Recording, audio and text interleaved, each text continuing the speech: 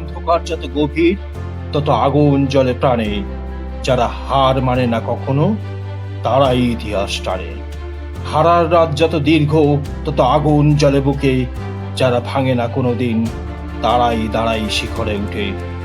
অন্ধকারের বুক চিরে যে আগুন জ্বলে উঠে, সে আগুনই একদিন সূর্য হয়ে আলো ছড়াই পৃথিবীতে।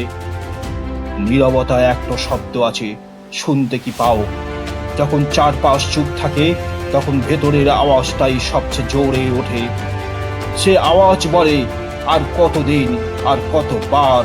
কেউ দেখে না তোমার একা লড়াইটা, কেউ জানে না রাতের অন্ধকারে তুমি কতবার নিজেকে জোড়া লাগিয়েছো।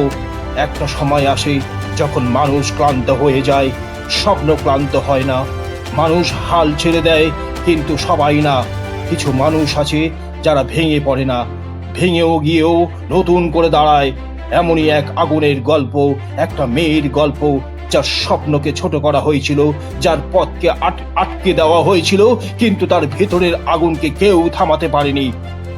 সমাজ বলেছিল এই পথ তোমার জন্য নয়, দুনিয়া বলেছিল তুমি পারবে না, কিন্তু সে উত্তর দেয়নি কথায়, সে উত্তর দিয়েছিল কাজ দিয়ে, যেটা শুনে তোমার ভেতরটা কেঁপে উঠবে। আর তুমি ঠিক করবে, আজ থেকে তুমি বদলাবে। একটা মেয়ে, ভারতের একটা সাধারণ পরিবারের জন্ম, তার স্বপ্ন ছিল কিছু বড় করবে, কিন্তু সমাজ তাকে কি বলল? মেয়ে হয়ে এটা করবে? এই লাইন তোমার জন্য নয়, তুমি পারবে না। সে চুপ করে শুনেছিল, কিন্তু ভেতরে ভেতরে একটা আগুন জ্বলছিল। তার নাম কিরণ মজুমদার সাউ। সে ডাক্তার হতে চেয়েছিল, পারল না। সে অন্য রাস্তা বেছে নিল, ব্রেভিং। কিন্তু সেখানে গিয়ে ও একটা দরজা খুলল না। কেন? কারণ সে মেয়ে। এখানেই বেশিরভাগ মানুষ থেমে যায়, এখানেই বেশিরভাগ স্বপ্ন শেষ হয়ে যায়। কিন্তু সে থামেনি। সে বলেছিল, দরজা যদি না খোলে, আমি নিজের দরজা নিজেই বানাবো। সালটা 1978। তার কাছে মাত্র 10,000 টাকা। না ছিল বড় অফিস, না ছিল বড় টিম, ছিল শুধু একটা ছোট গ্যারেজ আর একটা বড় স্বপ্ন। সেখান থেকেই শুরু বায়োকন। তখন কি হচ্ছিল জানো? ব্যাংক লোন দিচ্ছিল না, লোক কাজ করতে আসছিল না, সবাই বলছিল এটা চলবে না। প্রতিটা দিন ছিল যুদ্ধ, প্রতিটা রাত ছিল সন্দেহে ভরা। ভাবো একবার, চারিদিকে সবাই বলছে তুমি পারবে না, আর তুমি একা দাঁড়িয়ে বলছো আমি পারবো। এই সাহস, এই আগুন, এই জেদ সবাইয়ের মধ্যে থাকে না। বছর কেটে গেল, সংগ্রাম চলতেই থাকলো। কেউ দেখেনি তার কান্না, কেউ দেখেনি তার লড়াই, কিন্তু সে থামেনি। একদিন ধীরে ধীরে ফল আসতে শুরু করলো, বায়োকন বড় হতে লাগলো, বিশ্ব তাকে চিনতে শুরু করলো। যে মেয়েকে কেউ চাকরি দেয়নি, সে হাজার মানুষের চাকরি দিল।